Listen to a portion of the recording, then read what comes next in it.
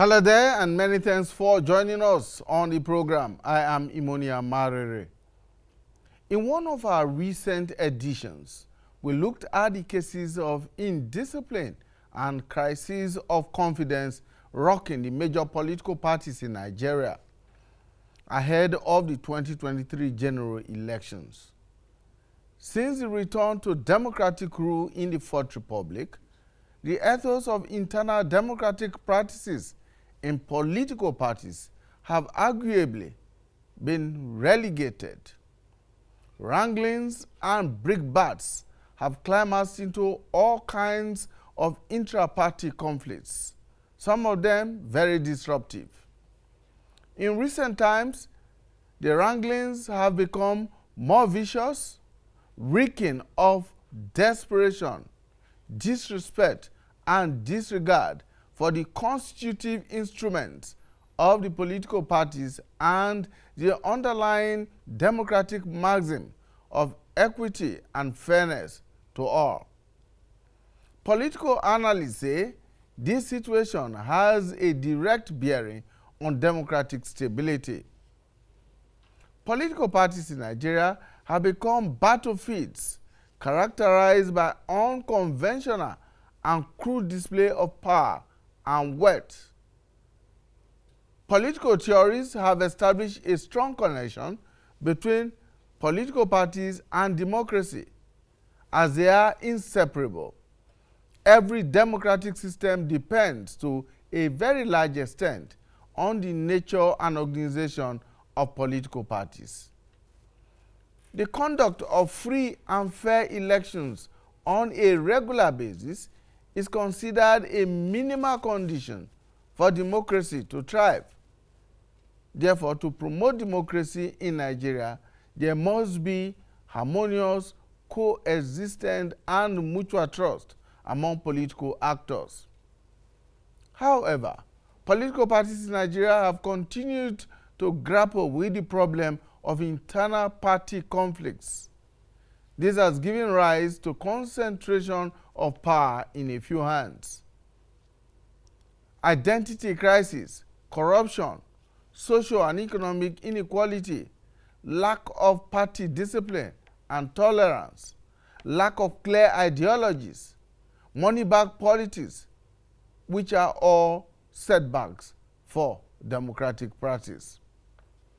Some political analysts insist that there is a general state of scramble for power, influence, and resources by all and sundry in the political parties because they see that as the perfect avenue to state resources. The challenge, therefore, is how can political actors, especially the political elite, be made to see politics as service to the people and not for self? How can proper internal democratic practices among political parties help solve developmental challenges in the country? Why are conflict resolution mechanisms in political parties not strong enough to handle intra-party crisis? Is this a failure of the system or that of processes? Well, this is the focus of our discussion on the program today. Well, for a start, we are dedicating this edition of the program to the memory of Professor Tunde Fatunde, an emeritus professor of languages at the Lagos State University, a playwright, a versatile intellectual, and one of AIT's long-standing and most consistent political analysts and commentator, who passed on last Thursday at the age of 70 years.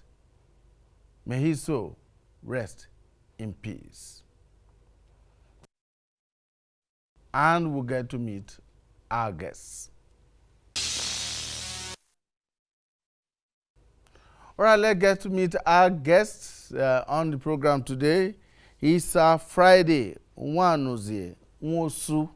He's a legal practitioner, and he was also a governorship aspirant in Abia State 2 times, for that matter, so he is a seasoned politician. He's also a human rights activist and an anti-corruption crusader. Sir Friday Nwosu, thank you so much for joining us. Good afternoon, Imoni Amalere, and good afternoon, viewers and Nigerians. So May the soul of Professor Fatunde and the souls of all the faithful departed rest in perfect peace. Amen. Amen. Thank you so much. Let's begin by taking a look at why you think, for instance, there's so much instability in Nigeria's political parties. Particularly since the return to democracy in the Fourth Republic. There has hardly been any of the political parties, even before we now arrive at the figure of 18, where there hasn't been one form of crisis or the other. What do you think is responsible? What I think is responsible is that the struggle for power, the struggle for political control, the struggle for economic control is never without wrangling and rancor. That there are wranglings and rancors, there are contests and contentions among the political parties, particularly the big ones, is very normal in any political system. When you say very normal, what exactly do you mean? I mean, we have political parties exist in other climes, particularly in the developed democracies, the more developed democracies around the world. We do not hear or read of such where very normal situation that you talk about in our own political parties in Nigeria. Anyway, just last week, there was motion in the Parliament of the United Kingdom asking the Prime Minister to resign, and the Prime Minister accused his accusers that they are too ambitious and selfish, and the Prime Minister refused to resign. That was last week. And just about this time last year, the United States of America conducted their election about this time of handover, and President Trump refused to hand over. He insisted that he was not going, that he was not defeated in the election, when the system declared that he was defeated and President Joe Biden was duly elected. If not for the maturity of the American system, there would have been crisis. So the crisis you are talking about is not peculiar to Nigeria. The crisis for power, the crisis for control of political system and distribution of economic resources of the country has always been there, both in the systems we are copying and in Nigeria. That's why I say it's normal. In the two instances you have mentioned, yes, both that of the UK and the US, these were not internal party crises. They were inter-party struggle for power. I'm concerned about why there is so much fraction within the political parties themselves. Is it a function of the fact that there are people who do not share the same views, the same ideologies, coming together as a marriage of convenience, and then somewhere along the line they then discover that, look, they do not fit into the same pot, into the same system, and then begin the struggle for what you describe as the struggle for power and for resources from within the political parties? Anyway, members of a political party, whether APC or PDP or ABGA or whatever you call them among the 18 sustained registered political parties today, are separate and different individuals. So when they gather together in a political party, their personal idiosyncrasies, their personal interests are not abolished because they have come to be in one political party. So there must be struggle for control. So struggle for control in a political system, in a political party, is normal. The important thing is that there must be a referee, there must be an authority, whether the government, whether the constitution of the party, or the court that they interpret and they pronounce on them, who now says this is where the boundary stops. So that people contest, that people disagree, that people struggle to emerge as victorious, even in one political party, is normal. That's what I'm still saying. Shouldn't people of like minds be the people coming together in a political party who share a common vision, a common ideology, coming together to say, okay, we agree on these terms, we agree on these templates, this is how we want to run the party and by extension run government when we come into government? Why should people of different ideological leanings come together as an amalgam into a political parties and they do not share anything in common? They do share things in common, but there may be individual or group differences. For instance, when you started, you said there are a lot of indiscipline and rancor in the political party, in the political system. It is because of the tendency of individuals to be not disciplined. That is the essence of the law, be the law the Constitution of Federal Republic of Nigeria or any other country's constitution, be it the Electoral Act, be it the constitution and rules of political parties. Those are the mechanisms put in place because of the fact that the society, the law recognize that there may be some few indisciplined people, be it in the family, be it in the church, be it in the mosques, be it in social organizations. There must be some people who may go against the law.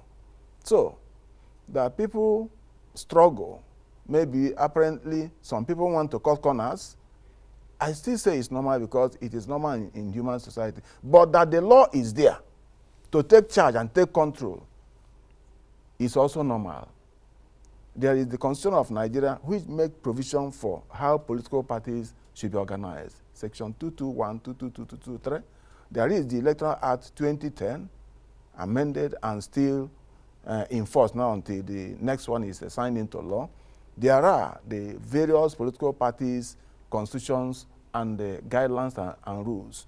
Those are normal provisions of the law to take control, to take charge of whatever are differences, as you say, whatever are the indisciplines arising from human differences. So the system is the system, and disagreements are bound to exist. And where they exist, there are mechanisms, there are lawful referees to call the offending parties to order.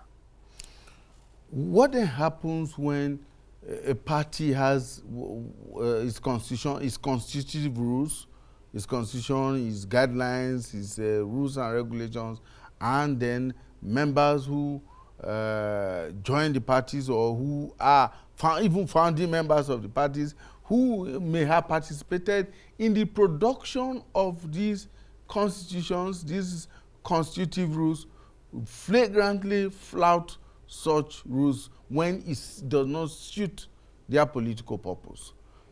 Can we still regard that as a cohesive political party? Where members who have signed to be members of a political party or who even were part of the constitution or the organization of such political parties now flout the rules, the constitution, guidelines of the party. It's unfortunate.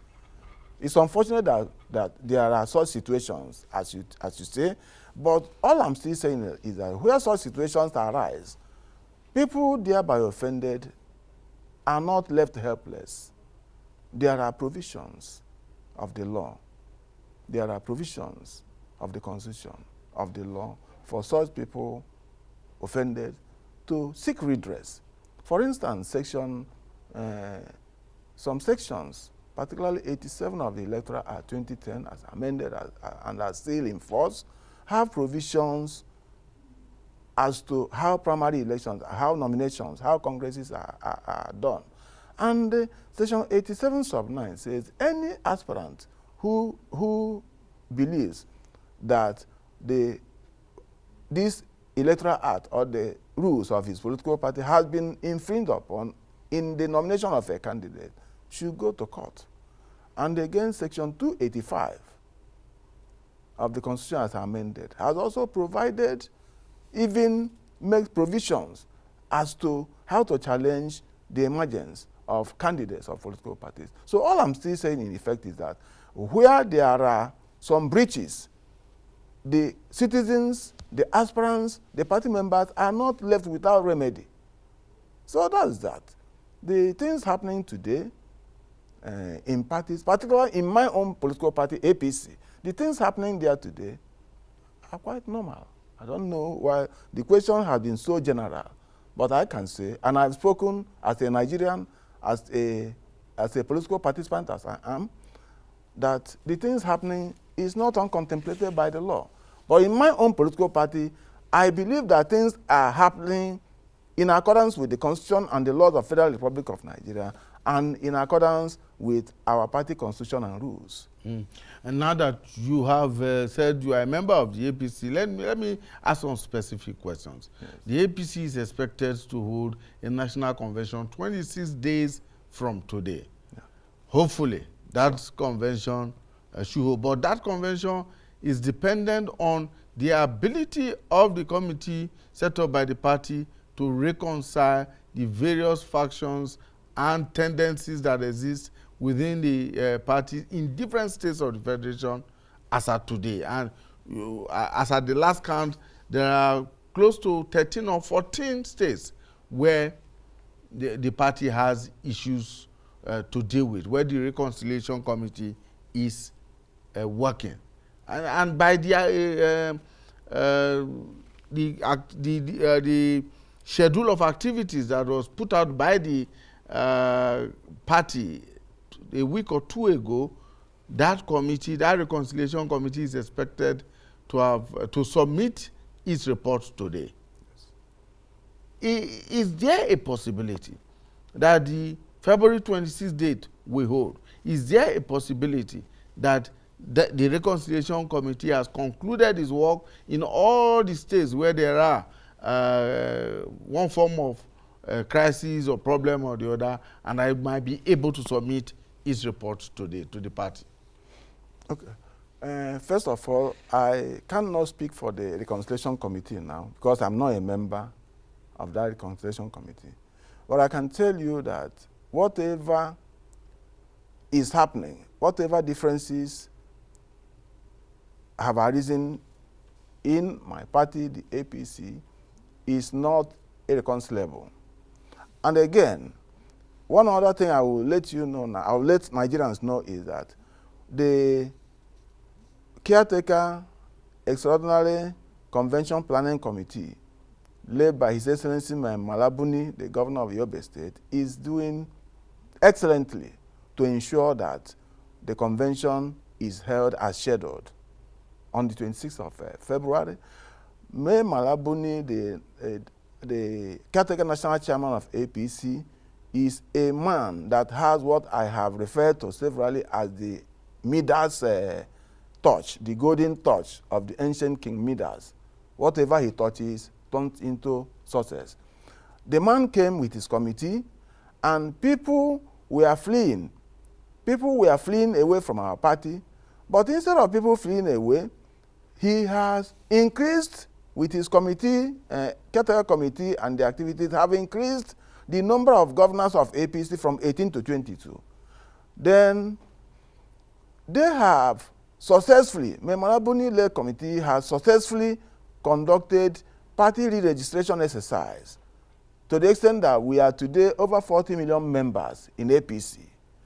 The Malabuni and his committee have successfully conducted the wards, the LGAs, and the state congresses of the APC successfully. And the reconciliation... How can you qualify that to be successful when, in actual fact, in about almost half of the states, of the 36 states, you have different factional executives? Mr. Morere, I can tell you there cannot be different factional executives in any state, not even to talk about half, because the law is there. The law, even as interpreted by the Supreme Court in a plethora of cases, for instance, the case of Emenika against PDP, where the national leadership, the national executive of the party, has appointed its committee to go and conduct Congress or Congresses, or to go and conduct primary election. The only Congress of the party, the only primary election of the party is the one conducted by the committee set up by the national executive. So in those states, you are talking about parallel congresses or parallel executive. How many of such parallel executives are a product of the committee set up by the national executive committee to go and conduct the Congress? So if you take that position, what was then the need for the National Reconciliation Committee that was set up by this same Buni-led caretaker committee? Yes. The essence of the Reconciliation Committee is, even where some people are indisciplined, even where some people are wrongdoers, we don't want them out of our party. That's why the National Caretaker Committee, under the able leadership of His Excellency Malabuni, has set up the National Reconciliation Committee. Go and look at where there are claims of irregularities. Go and hear from both parties. Go and hear from the contenders and contestants. Know what they are talking about. Hear from them and tell them also the position of the law and the position of the party. And also tell them to embrace, those who have lost, to embrace the spirit of sportsmanship. You cannot win all the time. You may contest the elections both internally and externally, both primary and general election or congresses. You may win today, win tomorrow. Next day you may not win. You may not win today, you may win tomorrow, you may win next time. So the essence of the National Reconciliation Committee is not that there is no authentic congresses conducted all over the country. The essence is to woo our party members, embrace victory with humility and open hand. Then if there is defeat, you know that defeat is not eternal. Defeat may be for today, and tomorrow you are successful. That wooing process doesn't appear to be making the desired success or getting desired results, because, for instance, in Zamfara State, the party is still polarized down the line. In Lagos State, the group that was opposed to what you have referred to as the authentic elected executive, that group recently moved en masse from the party and joined the opposition PDP. In Osun State, the situation is not any different, and there are a number of other states like that. Rivers, there are many more we could count.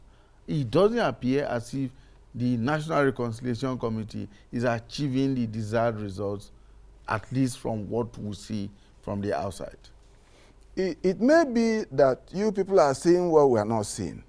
The people you say moved en masse from our party in Lagos, can you mention the names of 1, 2, 3 of their leaders?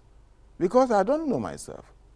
Can you mention to us today, so-and-so leader, so-and-so leader, so-and-so member, so-and-so honorable member, so-and-so you saw that on television. You saw where at least 4 PDP governors actually went into Lagos and at a big rally accepted the defectors into the party. I mean, you cannot claim not to have seen that. I didn't see anyway. But what I'm asking is that you people that organize the TVs, can you now, in all honesty, give us the names of 1, 2, 3, 4, 5 leaders of our party in Lagos that have moved from APC to PDP? I can tell you, I don't know about that. I can say so honestly. But if you tell me now, I can say okay, or I can maybe reschedule and come back to say, let me go and investigate. So and so, Mr. Amare has told me. Maybe you should go and investigate. I can investigate in vacuum. You can investigate. It is vacuum. there in the public space. Okay. You should investigate and maybe you come and tell us. No, I can tell you. Because this is more like denying what happened in the open. I can tell you no member of our party has left. No member of APC has left and gone to join PDP. Is that person living, what I can say, from frying pan to fire? Or a notable Nigerian said that in their party, they are suffering from something. And in so and so party, they are suffering from malaria. And in the other party, those people are suffering from COVID. I don't know whether that's what you mean, that all the parties are suffering. Our own, we are struggling to make the situations we met on ground better. All the parties are, in one way or the other, involved in what we are talking about here. Let me give you another example. Okay. Just last week, the political parties conducted primaries for governorship candidates in Ekiti State, for instance. Yes. The governorship election of that state is coming up in June this year. And your party and the opposition party, the PDP, at least had open conduct of their primaries to pick their candidates. And if you were very observant, you saw what happened in both parties.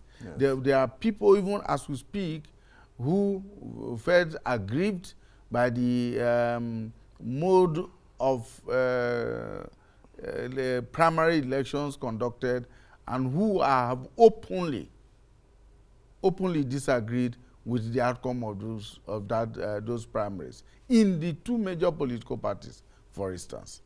I mean, if a party is cohesive, if a party is well put together, we are not likely to hear of these discordant tones that are so loud right now, to the extent that some of the aspirants in that election are threatening to head to the courts.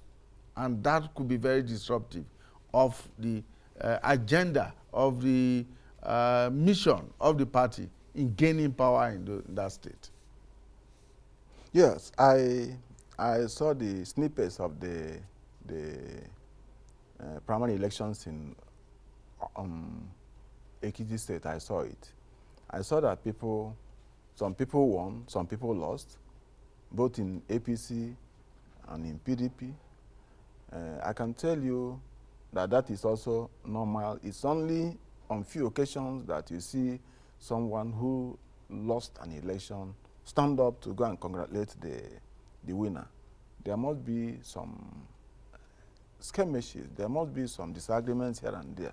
It doesn't make the process completely wrong or completely bad. We are improving. We are working and improving, particularly in the APC. I'm not talking about the PDP who wanted to rule for 60 years and they couldn't rule for 20. I'm not talking about that. I'm talking about the APC now, that there must be improvement. Where people are complaining, there are internal mechanisms of the party to receive their complaint and treat it. Even after the primary election, there will be appeal committee to hear appeals from the complaints arising from such primary election in our own party. I think it's still there in other parties. So when the appeal committee is here, then a report will be submitted to the National Executive Committee represented by the National Working Committee. I believe, I'm a law-abiding person, I believe that by the time the Congress, the primary election committee conduct the primary elections and there are complaints, the appeal committee will sit over it and make their recommendations to the National Working Committee or National Executive Committee of the party, and that body takes a decision. I believe that such a decision must be in the interest of the party and in the interest of majority of the membership of the party. Why are some of the aspirants already heading to the courts when there are internal mechanisms? That's the crux of this matter. There are internal mechanisms within the party to treat matters like this, to remedy situations like this. But your members and our politicians generally disregard those internal mechanisms and head straight to the law courts to seek redress. Why is it so? I can't say why is it so from here now, because I'm not in their minds. There is one name in my place, in Igbo land. They say Mbaronye. It means Mbaronye Lobi. Who have I entered into his heart or mind to know what is there?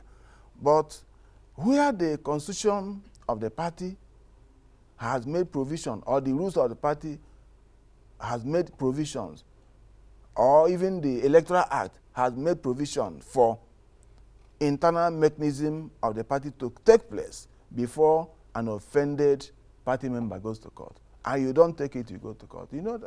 Certainly that matter is incompetent. That matter is premature, and the court will do the right thing of striking it out.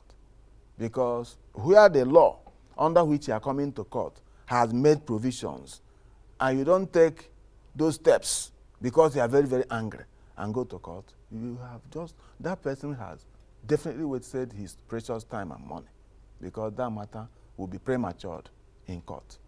And being prematured, the court will say the law says it's incompetent and cannot be heard. The court will not even exercise jurisdiction to hear a matter which condition precedent to bringing the matter to court has not been fulfilled. The court will not hear it. So such a matter is a waste of time. All right, let's go on a short break. When we return, we'll be looking at the impact of such untreated grievances within political parties on the larger democratic process in Nigeria. Stay with us. Thank you so much for staying with us. My guest is Sir Friday Onwosu, who is a legal practitioner, a two-time governorship aspirant in Abia State, a human rights activist, and an anti-corruption crusader. Sir Onwosu, what, in your view, would be the long-term or short and long-term impact of such disruptive behavior of party members on the democratic project in Nigeria? We have had the situation in Ekiti State last week. The governorship primaries for Osun State will soon come up. And then, of course, in your own party, the APC, we expect that on February 26 days from today, there will be a national convention. And if that national convention goes ahead to hold without resolving the outstanding issues in some of the states of the country as it were today, I do not think that you have a very cordial convention taking place anywhere you want to hold it in Nigeria. Now, what does that do to our democratic project? Okay. I must first of all conclude the introduction of my person. You didn't say I'm an APC member. Well, you have said so okay, several times I'm also on this program member. now. So, yes, I believe that both the Reconciliation Committee of our party and the party leadership will do everything possible to reconcile whatever are the contending interests of the party members in whichever region, whichever state such arise, such exist. In politics, 24 hours is said to be a very long period.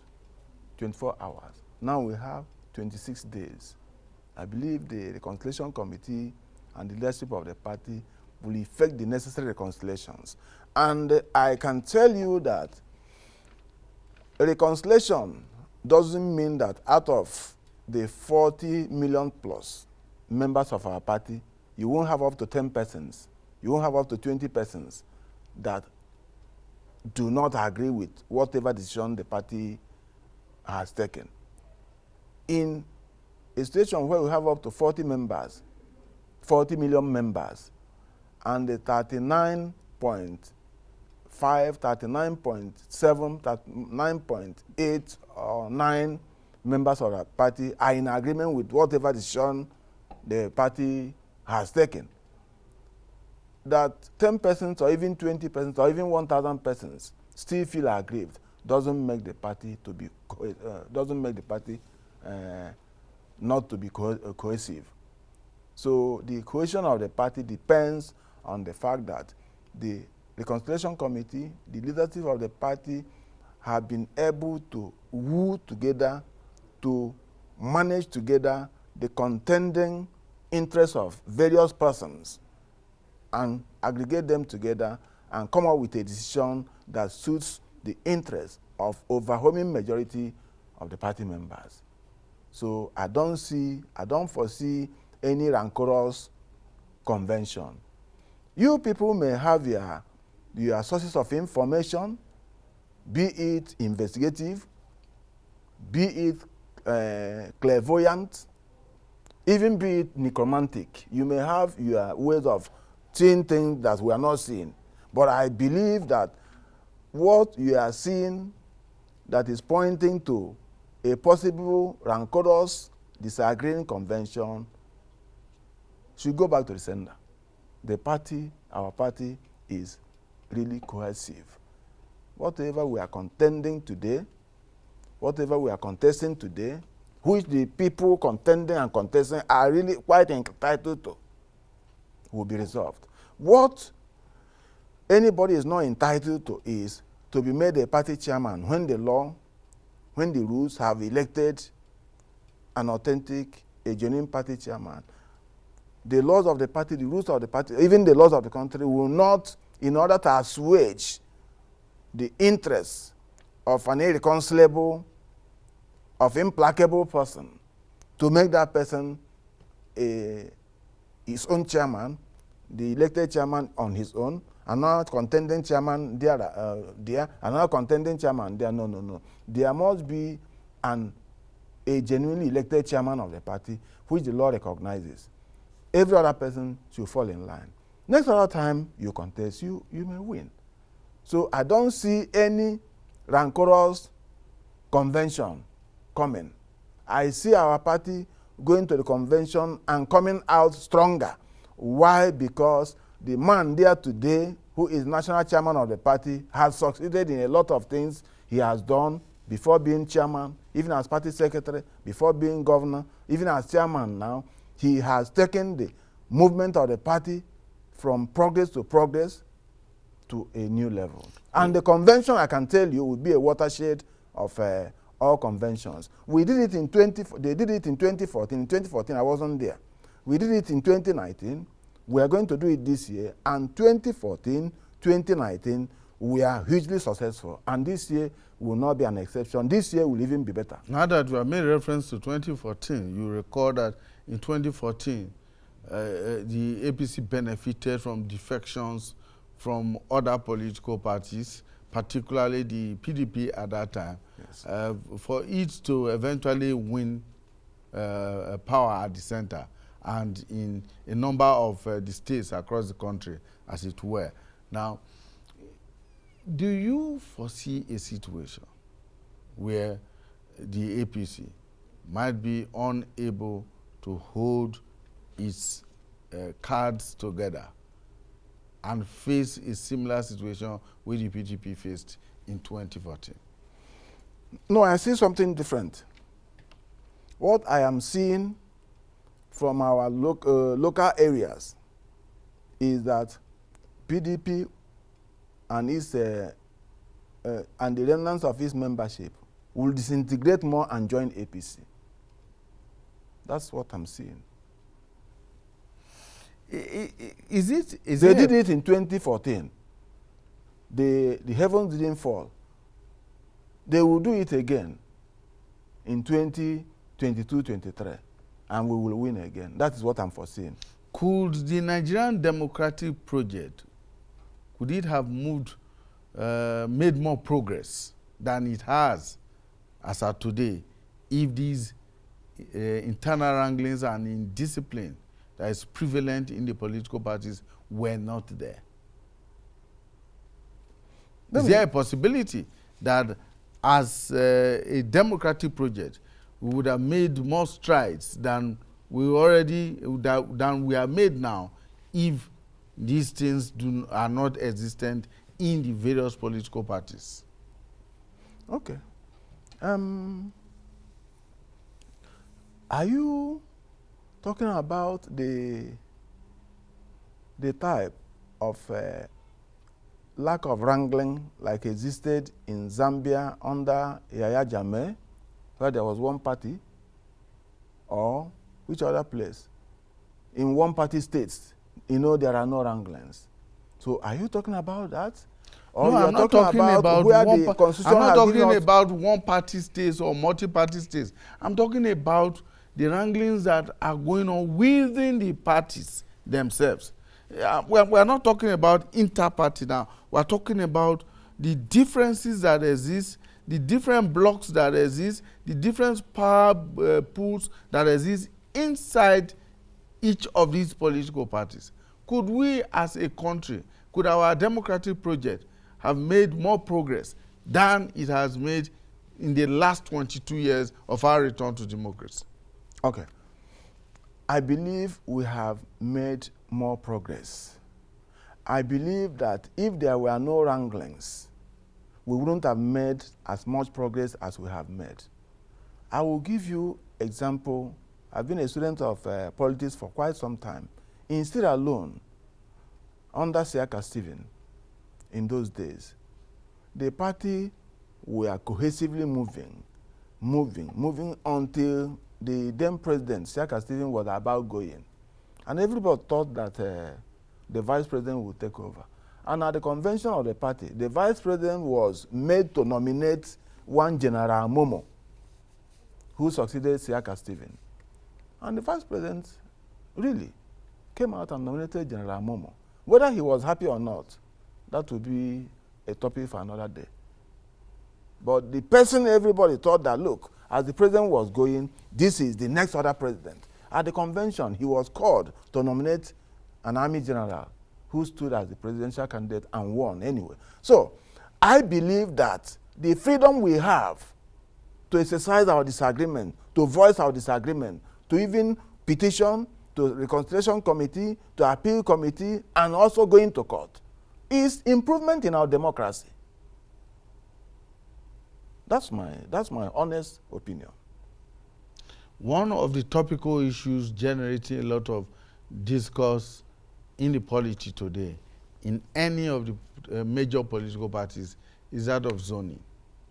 Everyone seems to be talking about it. And the parties are shying away from dealing with it head on. How do you think that that issue is likely to interfere with how the parties eventually prepare to take power or win elections in Nigeria? Really, that's a very topical issue. It's very current in every political party. And I believe that the parties, the leadership of the parties, will also take correct decisions.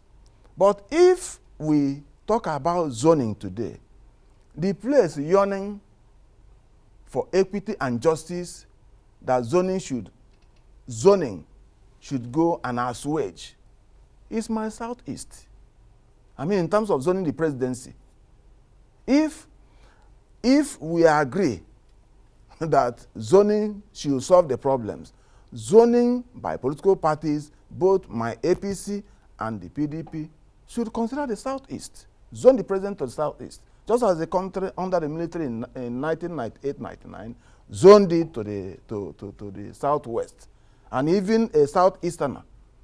Of course, a senior member of our party today, Dr. Oboneon, who had won the election as a APP presidential candidate then, one way or the other, he was made to step down so that the zone that the country we are really wanting to reconcile had the presidential candidate, President Obasanjo and Chief Olufale from the southwest. This way or that way, they had the presidency, zone to southwest, and a southwest person became president. So if the parties consider to achieve equity, stability, progress, unity of the country through zoning, I can only say zone to southeast. Maybe in which case I may go and contest for president if it is zoned to my place, because I know I can run around within my area since it is ours. But I think the party leaders will be able to look at the mood of the country, to look at the laws, look at the equity, look at the cohesiveness, look at the need for unity, look at the need for progress of the country. They will do the right thing. Should it be the prerogative or the exclusive preserve of the party leadership to decide such a sensitive issue? Shouldn't members of the party from across the country have a say in what this situation should be? Are you talking about a convention to determine zoning? If it is possible. Okay. If that is the only avenue of discussing a matter like that. But of course, you have at party level, you have ward congresses, you have local government congresses, you have state congresses before the national convention itself.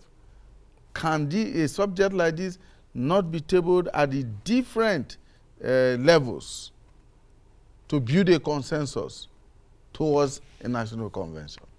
Anyway, you know that there is no specific provisions for zoning, though the Constitution has provided that in the running of the country, that the interests of the generality of the country, areas, that the country shall not be run without taking into account the federating units, the different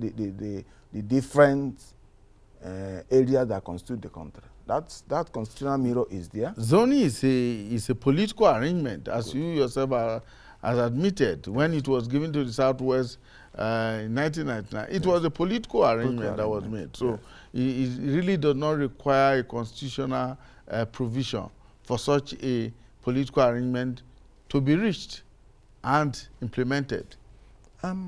That's why I say, when the party leadership in the whole parties, and you're asking me whether it shouldn't take party membership down the local level, I think in the absence of any specific constitutional or statutory provisions, the persons who can wade into this zoning issue are the leadership of the parties at whatever level. I mean, national level of Party A, Party B, Party C.